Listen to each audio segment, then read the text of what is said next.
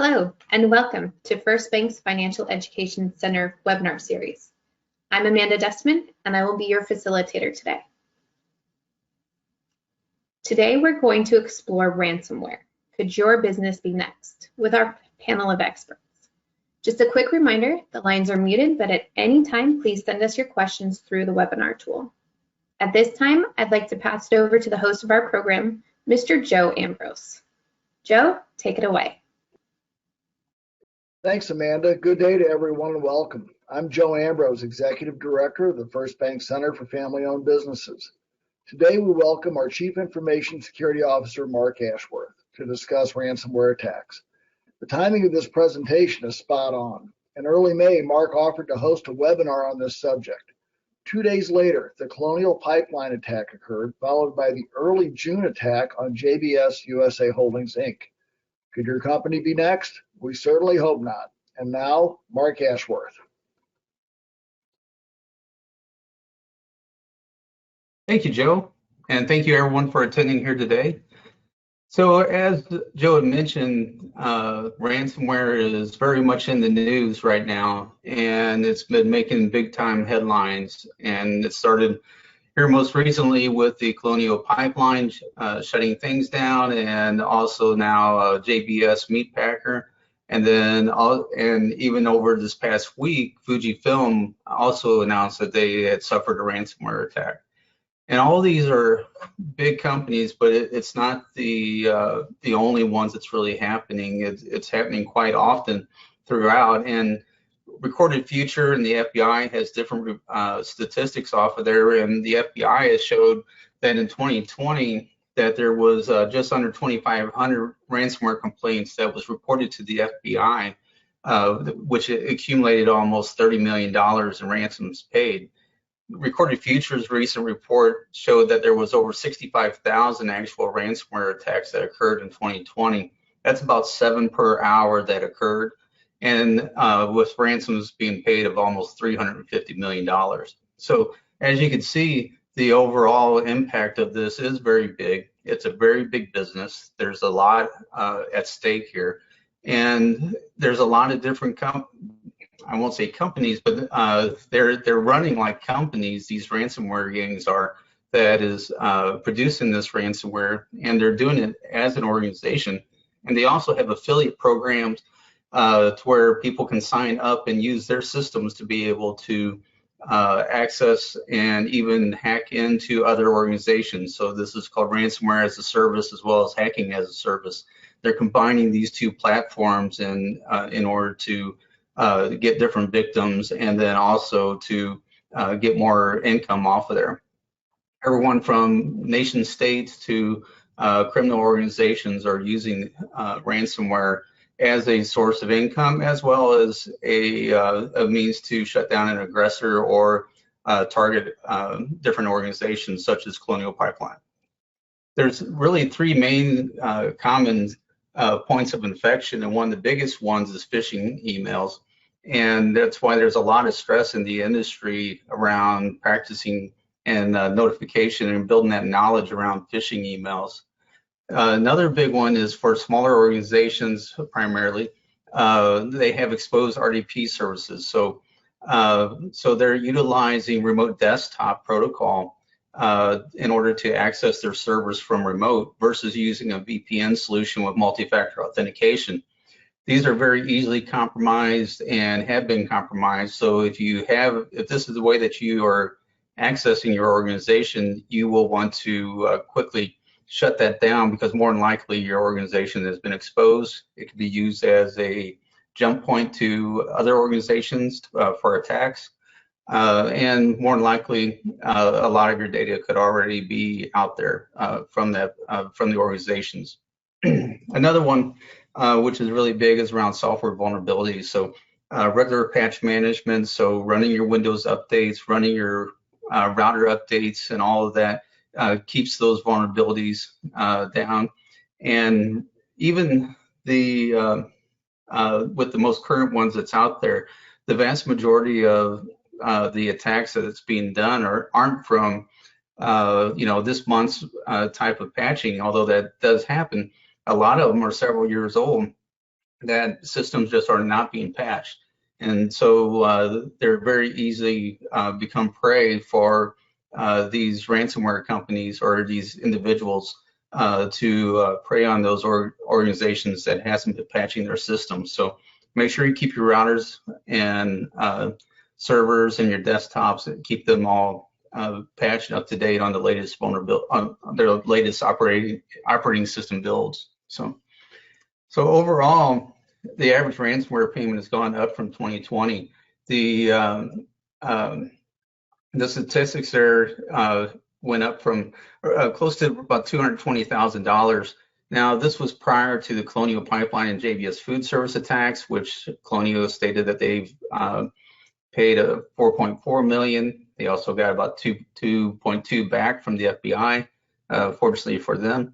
And then JBS last week just announced that they paid over $11 million for their ransom. So, these numbers are probably a lot higher now with numbers such as that. Approximately about 32% of victims paid the ransom off of there, and which, that's a big driving force. So if you got $350 million that's being paid out in just U.S. alone, then that's a lot of money that's being done, and a lot of other victims that's off there. 29% was able to recover about 50% of their data, and only 8% was able to recover 100% of their data. So just because you paid that ransom doesn't mean that you're going to get all of your data back. So keep that in mind when that does happen. The other thing about it is whenever you pay that ransom, you're not done. You still have to once you get those systems up and you get your data back, if you get your data back, you still have to take those systems offline. They need to be wiped or disposed of and reloaded with new operating systems. And so you can't just keep those going. You don't want to just run a virus check off of it, because more than likely there's additional software on there to where the attackers can come back. And that has happened several times where they paid the ransom, they didn't take the systems offline, and then the same company or the same people that attacked them initially attacked them again, and then they paid another ransom, or they just dropped it. So all in all, the average cost of recovery has gone up too. So that's now hit $1.85 million per instance. So, so just because you paid that $220,000 or more, you're still going to have a lot of costs associated with it to get your systems back online and make sure that they're clean and protected. So ransomware is big in the news. It's all over the place, and you hear Congress talking about it, and the UK and everyone else talking about it. But it's really, from the FBI statistics, it is not the big one that's out there. So there is something that's even bigger out there, that's a bigger threat, and is really, costing companies and individuals a lot more, and that's fraud. Fraud is still king by a long shot. In 2020, almost $3.2 billion in reported cases to the FBI was fraud related, versus that 29 million that I mentioned earlier. Now keep in mind, this is just what's been reported to the FBI. So you'll see some other statistics that's out there too. So these numbers can vary differently. And one of the biggest means of compromise is around business email compromises and account email compromises. So these are ones where they are pretending to be a CFO, or maybe they pretend to be a supplier, and they're doing account changes. And so people, without validating that, they change the account, and then the next payment is sent off to them. They could be other types of scams and everything that's associated with it too. There's also the romance scams that is very big, and investment scams, real estate, credit card, and then employment scams are also on the rise, especially with COVID and so many people being laid off. Unemployment scams was definitely on a rise this year. We saw a lot of that in our fraud departments, as well as some PPP fraud and everything too.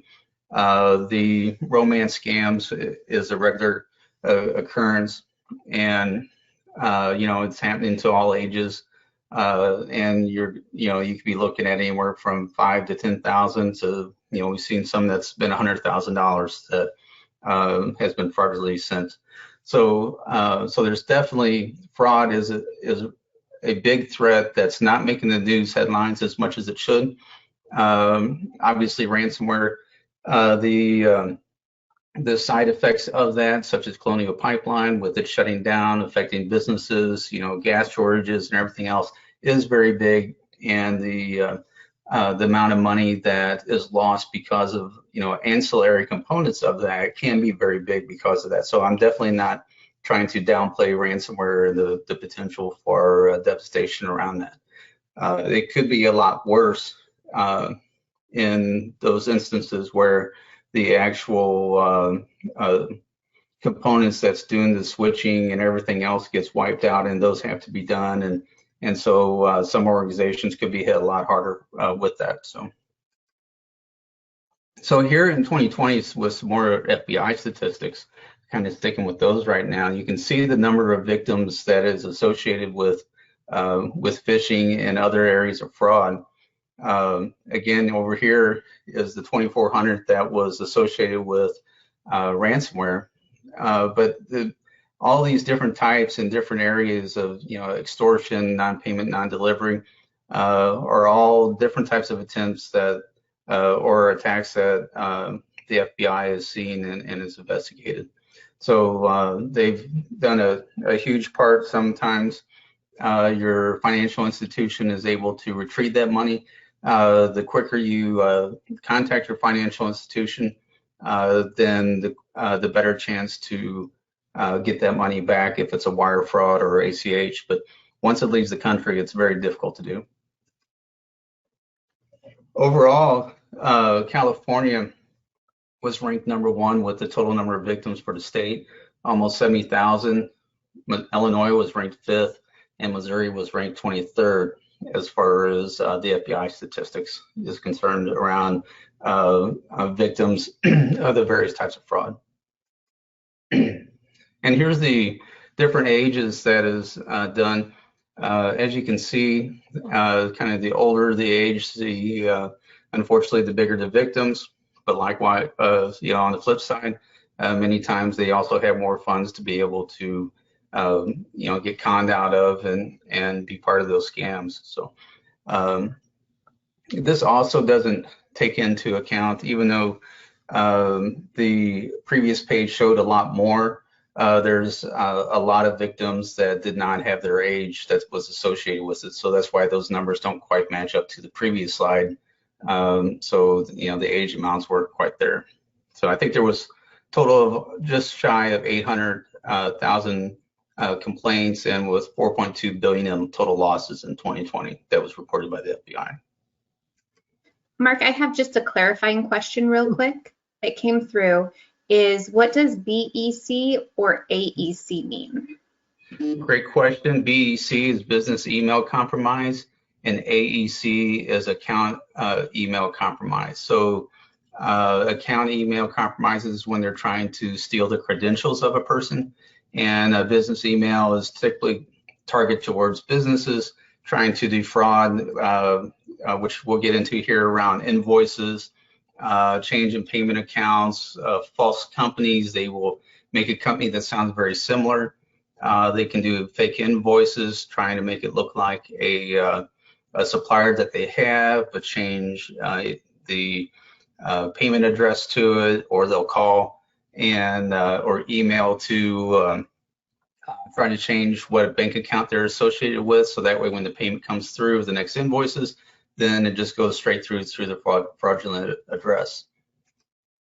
There's also the boss scam, where the CFO or CEO says that, hey, we're need a payment, or we are investing in this company. Please wire $200,000 for down payments. Or they'll say, I need to, I'm going to hand out gift cards for a bunch of people. Please go out and buy $2,000 worth of gift cards at $100 each, and send me the numbers to them whenever you get them. And then, of course, the payroll scams around direct deposit, where they will contact the HR departments of your company, try to be an employee that they know about, and say, hey, I just changed bank accounts. I'm not in the office right now. Can you please change my account, my direct deposit, to be this account? And so that happens quite often. It sounds kind of crazy, but it does happen quite often, and we see it quite a bit.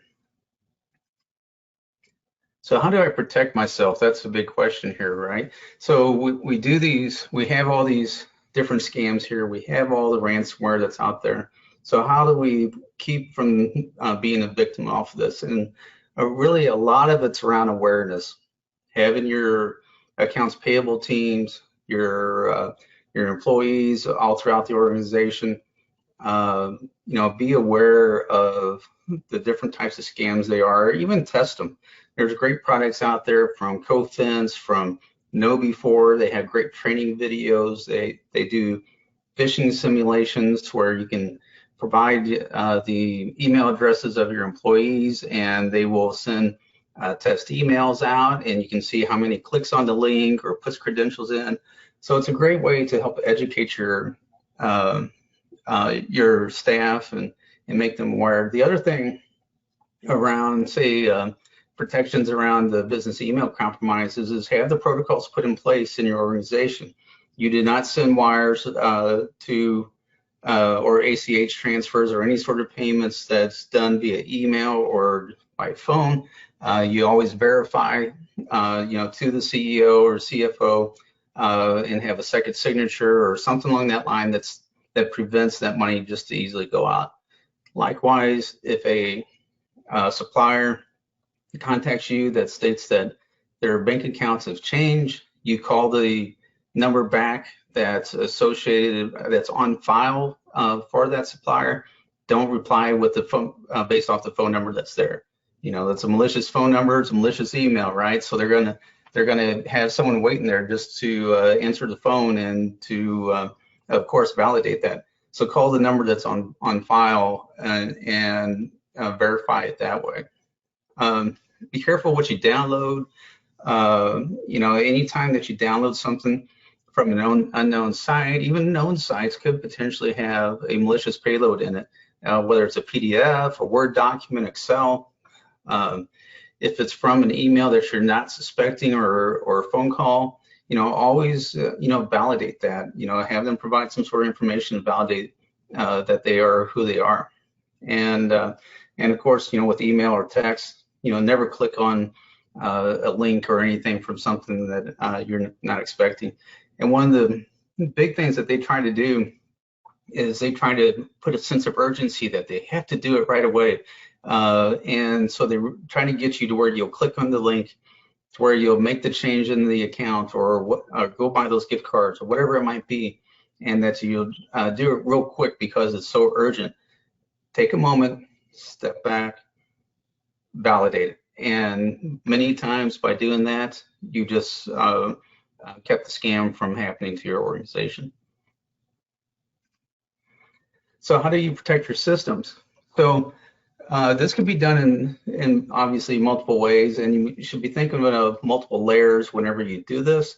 Your network is huge, or it could be small. It could be 1 or 2 PCs, or it could be thousands. It all really depends.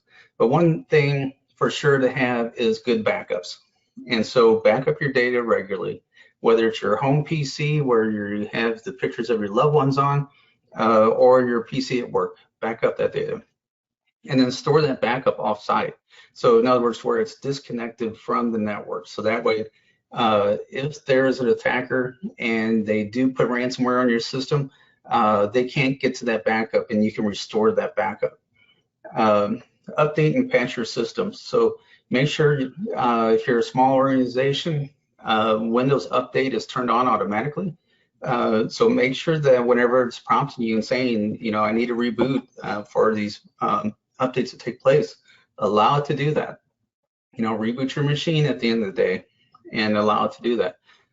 In the latest versions of Windows 10, if you go down into the search, you can type ransomware, and on there it has ransomware protections off there, and basically that provides application allow listings where you can set your applications that you know are valid to run, and then if they're not valid, they won't run. So between that and the Windows Defender firewall, if you're running a Windows PC, are two great layers of protection off there. If you, anywhere you can, enable multi-factor authentication. So any sort of remote access into your environment should always have multi-factor authentication. Your bank accounts, your email systems have some sort of multi-factor authentication turned on. Even your social media, Facebook, Twitter, all those have two-factor or multi-factor authentication methods that you can sign up for. Highly recommend you doing that. That prevents for those account takeover attempts, those for them to be able to, if they find your email address and a potential password from another system, which they're out there. There's about 8 to 10 billion accounts that's out there that's updated almost annually. And from the various breaches, so your email address is out there one way or another. And whether or not you've changed your password since any of those breaches, which hopefully you do on a regular basis, you know, they could be compromising your systems through those old past passwords. So never reuse your passwords, and always have a password that's at least 14 characters in length, and again, multi-factor authentication.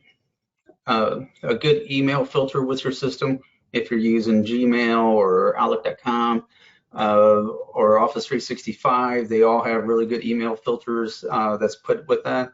You can also, you know, get upgrades to that, which provides additional protection. And then, of course, you know, make sure you have a firewall protecting your internal network to your to the internet, and use VPN to gain access if you need to for remote access. Do not never use remote desktop. So if you're bringing up the remote desktop client to connect into your environment, pretty much guarantee that your system is compromised, and you should shut that system down and get an expert in there to validate for your environment, because they've had so many different vulnerabilities with that, and it's such a easy way to gain access to an environment even without credentials. So please don't do that.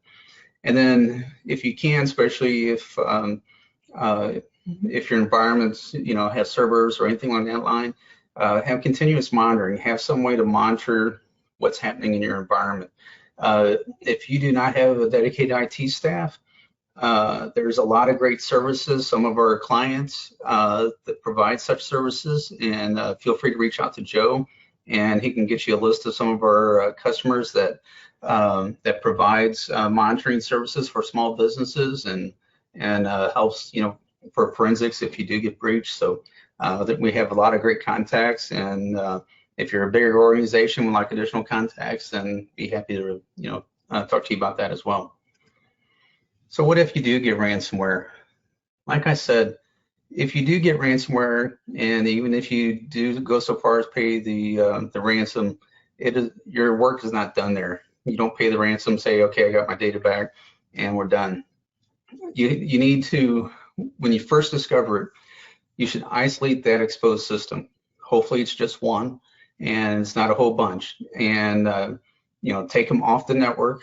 And if you have to unplug it from the network, or turn off the wireless systems, whatever you have to do, you want to isolate the network traffic to just that machine. You don't want it to spread or go out about.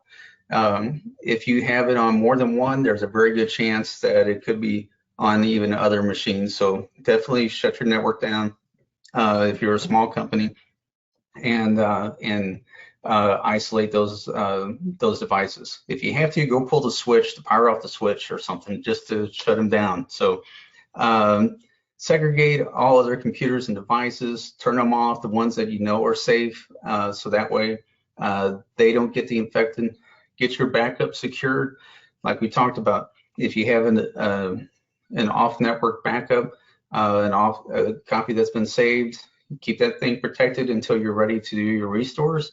If you have your backup system there, make sure that that system goes offline and you protect that backup until you're ready to start bringing systems back up when you know that's been cleaned and you've rebuilt your system, clean operating systems and stuff on it, and then you can start restoring them at that point. If you're with a company and you suspect that you have ransomware, call your IT department if you have immediately, and then disconnect from the network. So and that'll help your IT department out. I highly recommend that you contact your local FBI office. You can also submit cases to the ic3.gov, which is affiliated with the FBI. You can also contact the U.S. Secret Service, and they can help provide resources as well. If you have the ransomware isolated and during your forensics that's being done, you can submit it to CISA, which is one of the government agencies, and they will do analysis and everything on it as well as help keep tracking the spread of a particular malware that's going on.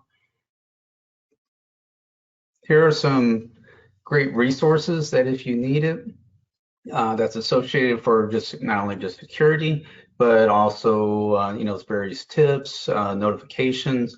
On the First Bank website, we have a security hub center that you can get to from the homepage, and as well as it's down in the footer as well. And we have a lot of tips on there, and we keep things, try to keep things up to date as things change.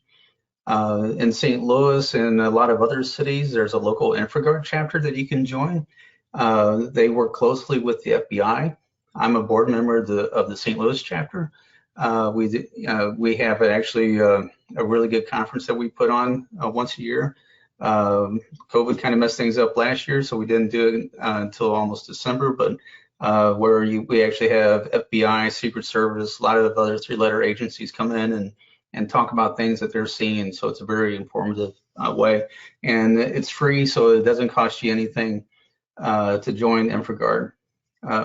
IC3.gov, USCert.gov has a lot of great tips, as well as DHS.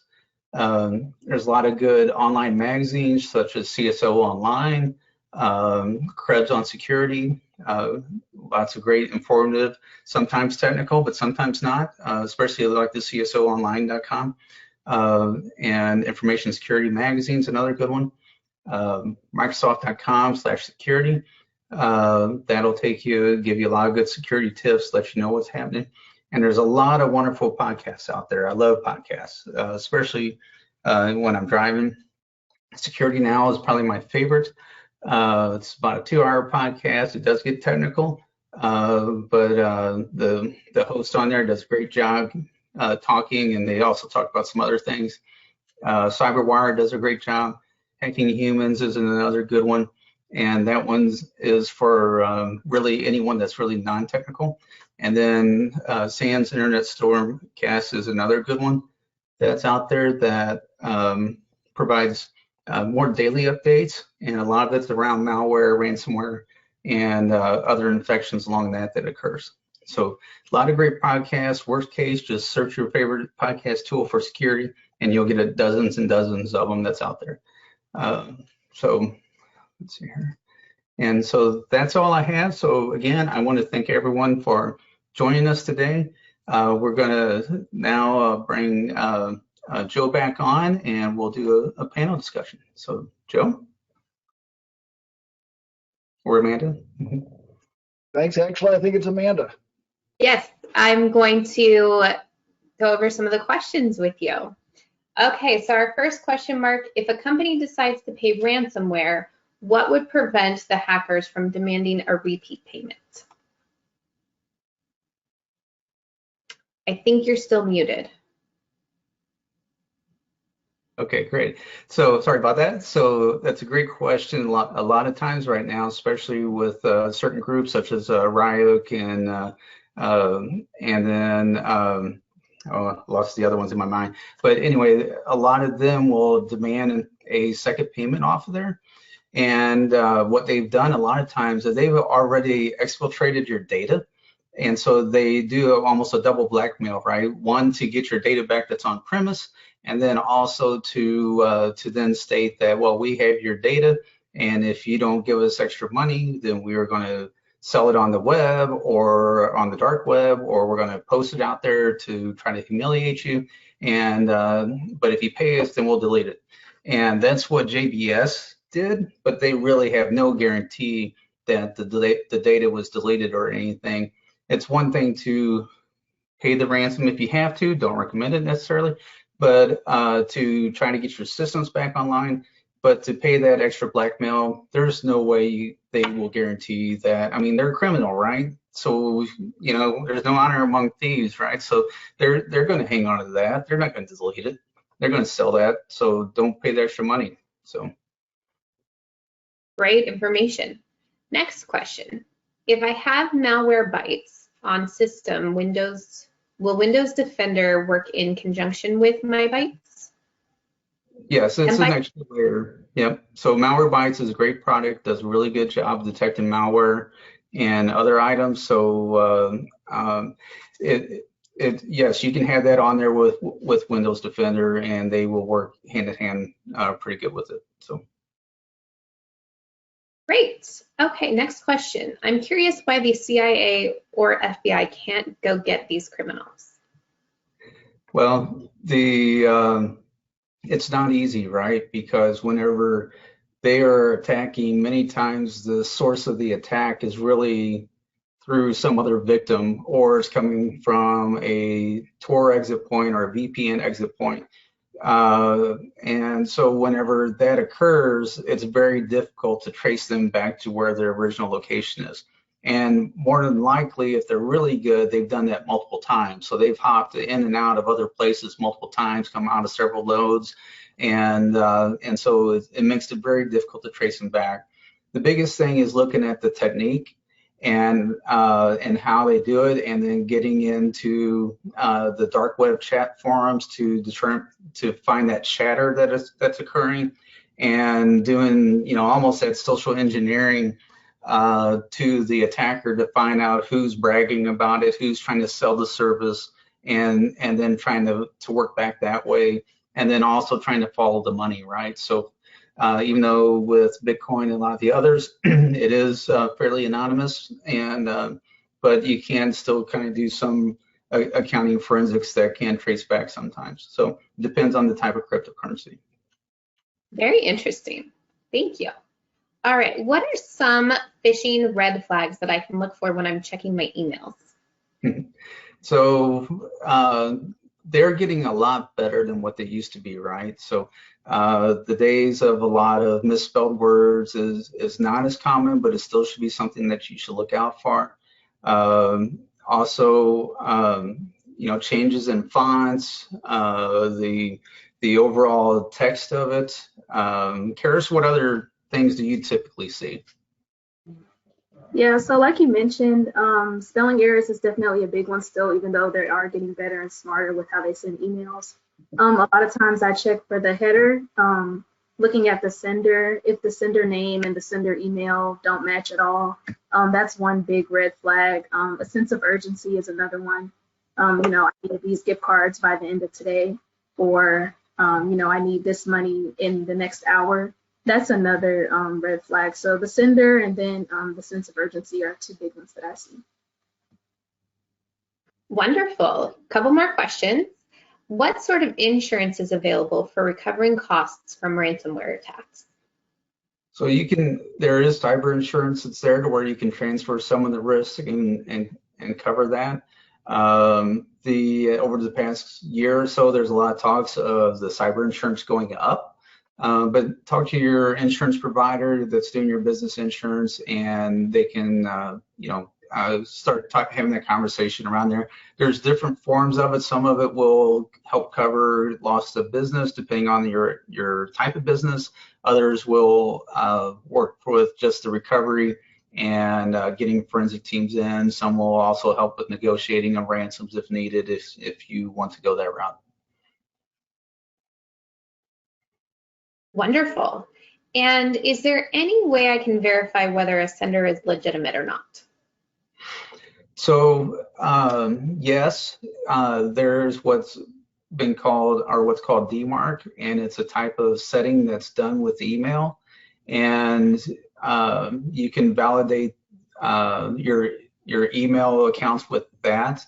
So if you have a particular domain that you work a lot with, say First Bank, and then if you receive an email from us, which is an fbol.com address, then you can be assured, because we have those DMARC settings and other settings that's set that says it's truly from us. And as long as your email server is set to check that, it will automatically do that for you, and then reject or put into spam or quarantine any emails that does not have that type of setting in there. So it depends on how your email server is set up, but looking for that demarcation or the DMARC settings is one big way of doing it. And I highly recommend that you set your company up to have those settings. So talk to your IT team or your email provider, and they can help set up the DNS settings that's associated with that. I have something else to add too. Google is your friend. So like if you're just talking about like your personal email and you receive something that looks to be from Microsoft, you can just Google or go to Microsoft's website to check for that email. You know, if it comes from Microsoft Security at Microsoft.com, but you don't see that on their website, or it doesn't come up from Google, that's a big red flag that it's not actually from Microsoft. A lot of times they'll put out send out emails or put out notes on their website too to say like, hey, we've seen that phishing emails are going around using this email and this is not from us. So that's another thing you can check on also. Wonderful, thank you. All right, how can I stop spam from coming into my email? That's a good one, and there'll still always be some level of spam that'll come through, but it all depends on your email provider, on what type of spam protection that they have, and how good of the filters they use. And so yeah, it really depends on your email provider. So talk to your IT staff or your email company and see what they can do to help reduce the spam intake if you get a lot.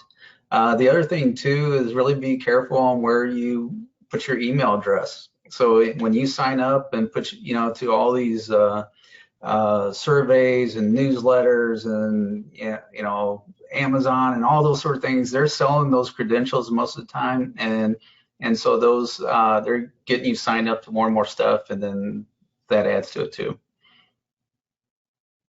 I will take that tip. Thank you. We do have a comment, and this is KNOWBE4. KNOWBE4 is a great training tool. Also use a system like Memecast or another email filter system. I'm not sure if you guys have heard of those. Yep. Yeah, I've actually mentioned KNOWBE4 earlier as part of your training and helping build that knowledge within your organization. KNOWBE4, CoFence, there are several others that are out there that provides a good email phishing type awareness training, and provides you great statistics, not only for your organization, but it also gives you kind of cross-industry metrics as well. Fantastic. So I've got time for a couple more questions. Just a reminder, if you want to ask a question, please type it into the question tool. And the next question is, what are some steps I can take if I think I clicked on a phishing link? Karis, would you like to take this? Sure. Mark talked about it a little bit, but isolating that device from the network, that's just to make sure that it doesn't spread to any of your other devices, like your phone, or if you have another PC connected to the same network. Changing your passwords is super important too.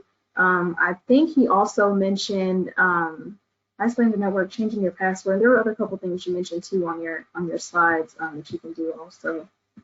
Yeah, you can also make sure you have your antivirus up to date. If you're running a Windows 10 operating system, and if you don't have a third-party application allow listing software, something like a McAfee or Carbon Black, I think Symantec has a product like that too. The latest versions of Windows 10 has that, and you just type ransomware down below. in the search, and it'll bring it up, and it'll help. And you just turn that on and toggle that on to help prevent that from occurring.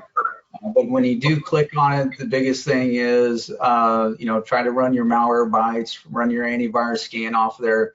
If you click on a link and it takes you to a website, just close that browser down, quickly, and then, run those antivirus scans and make sure that something didn't get on your machine. I was going to say too, contacting your IT department or your security department, even if you don't see a pop-up immediately after, or it doesn't take you to a site that looks malicious, still contact us so that we can help you with running the scan or doing any type of double check on your machine. Yeah, and if you don't have a dedicated IT department, try to get a company that you work with that you trust, and then you can call them and then get them out there to do some diagnostics on your machine to make sure everything's okay. Wonderful. Okay, last question that I have is, can I report phishing emails from my personal email account? Yes, so I have Gmail. I don't know if anybody else uses that or they use something else, but with Gmail, they definitely have it set up to where you can report a phishing email. You should be able to click like the 3 little dots that show like your options. There should be something that says report phishing, and then there's another option that says report spam also. You should be able to do the same thing with Outlook. It might be an add-in though for Outlook, like something you have to manually add to your settings. But I know for sure with Gmail, you can report phishing emails and spam, and they'll add that to their reports, and you will no longer see those types of emails. Wonderful. So I actually have 2 more questions. The more the questions come in, the great. So not sure if you got this by email, but how did the U.S. government find the ransom paid in the pipeline breach? So the little bit I read on that, I haven't had time to read on how they did it. I got the article up, I just haven't read it. But it was my understanding they were able to compromise a chat session and was able to determine, I don't know, whether it was the key or the target ID or something along that line that they went through that way. But it was my understanding they did it through some sort of chat or through a chat system. So interesting. And what do you mean when you say isolate your device? Unplug it from the network, turn your wireless off, get it to where nothing can talk to it. So if you have to unplug that network cord in the back of the of it, if you have to, just unplug the power off of it. Just shut the thing down. Whatever you have to do to make sure that it is no longer talking onto the network. And if you have to pull the plug on it, pull the plug on it. I think your IT department would much rather have to deal with that than to have ransomware spreading throughout your environment. So. Wonderful, wonderful. All right. One more comment. Banks know your customer requirement should help uncover these criminals, correct? No, not completely, because a lot of these are overseas, and some of them are, yes, they're through the OFAC nations, and so that's on the OFAC list, and so that's why one other reason to be very cautious on paying the ransom, because if it's determined that the attacker is someone that has sanctions against them, or is it from a country that has sanctions, then your organization can get sanctions against you through OFAC, and so you don't want that. So another reason to be careful off there. But it is very difficult. Some of the BEC stuff is a little bit easier because of it's being done through wires or money mules, those sort of things. So sometimes those could be tracked a little bit better. But when it's done through cryptocurrency, which is the way a lot of the ransomware is, makes it very difficult in order to do that and to truly know, because even with Bitcoin, you don't know who the person is. You know who from the crypto ID, you're able to determine on who received it and through the ledger, but you don't know who owns that ledger. And so it makes it very difficult off there. So you have to do a lot. There's a lot of forensics in there that's involved, and it is not easy to do. Wow. Interesting. Mhm. Okay, so that's all the questions I have. Any further comments you'd like to make, Mark? Yeah, just really be cautious on what you click on and what you are doing, and really have these conversations with your staff and your families, for that matter. Every tip that I gave here today works both at home as well as for your business. So really be cautious on what links that you click on, which is one of the main factors. Keep those devices up to date with the latest greatest versions of the operating system, whether it's a mobile device, PC, Mac. They're all vulnerable. Your routers at home, and have a firewall that is there to protect you between your business and your home, or business and the internet. Make sure you don't have remote desktop going. That's how you connect into your office. Always use some sort of VPN type solution, and use multi-factor anytime that you can. It's not 100%, but it gets you. It makes it difficult enough to where a lot of times they'll leave you alone. So. Wonderful. Well, great. I'd like to bring Joe back on for his final thoughts. Great. Great. Thanks, Amanda, for moderating that discussion. Karis and Mark, thanks for sharing your insights. The webinar will be posted on our website tomorrow, so please feel free to share that with the people you work with to help spread the word. By the way, First Bank does offer a variety of security-related services for your deposit accounts. Please check with your relationship manager to find out more about those. Thanks to all for attending, and enjoy the day. Thank you so much, Joe. I really appreciate that. And I just want to remind everyone, please take a couple of minutes. There is a survey that will follow this webinar, and have a great day. We'll catch you later.